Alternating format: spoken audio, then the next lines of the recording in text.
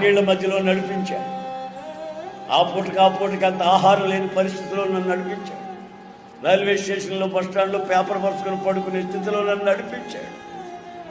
ఒంటి మీద బట్టలు ఉతుక్కొని కట్టుకొని ప్రార్థన మందిరానికి పోయేంత స్థితిలో ఆ నదిలో ఉతుక్కొని సబ్బు లేకపోతే అక్కడ ఉతుక్కున్న వాళ్ళందరూ పడేసి ఉంటారు ఇంత మొక్కలు.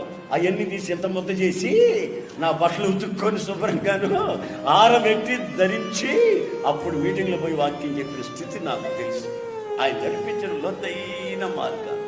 ఇప్పుడు ఎట్టి పరిస్థితిలో ఉన్న వ్యక్తినైనా నేను ధైర్యపరచగలను, ఆలోచన చెప్పగలను, వాళ్ళని కౌన్సిలింగ్ చేయగలను, వాళ్ళకి విషయాలు చెప్పి వాళ్ళని ఆధ్యాత్మిక లోతు నడిపించగలిగిన స్థితికి దేవుడు నన్ను నడిపించంటే ఆయన ముందు నన్ను నడిపించిన ఆ మార్గాలలో ఉన్న ఆ యొక్క శక్తి ఈ రోజున నన్ను ఈ విధంగా నడిపిస్తున్న సంగతి